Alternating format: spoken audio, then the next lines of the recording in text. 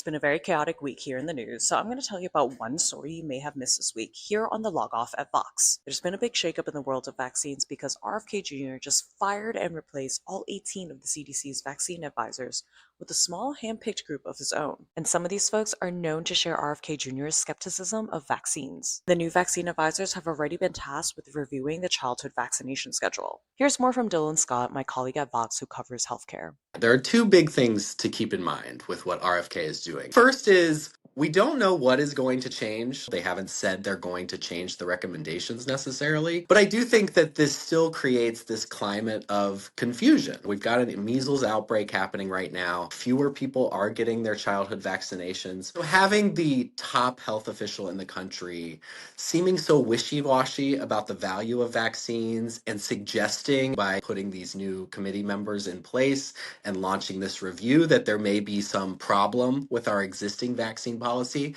that's just going to sow more confusion and distrust. The second thing is if they do make major changes to the vaccine schedule, that could have serious implications for people's ability to access vaccines. And it could affect health insurers' willingness to cover these vaccines. Under federal law, most health plans are required to cover the vaccines that this committee recommends. And that could lead health insurers to say, like, actually, we're not legally obligated to cover that anymore. There's just never really been a situation in the past where the medical experts and the federal government were so totally disconnected. There are people out in the medical community who are trying to figure out what to do and whether they need to come up with some alternative. There's been this group out of the University of Minnesota led by a very well-known infectious disease expert named Michael Osterholm that have basically said they're starting to get the wheels in motion to put together that kind of alternate group of experts to make vaccine recommendations. If you want more details, read Dylan's article over on Vox.com and stay tuned as we follow this story closely.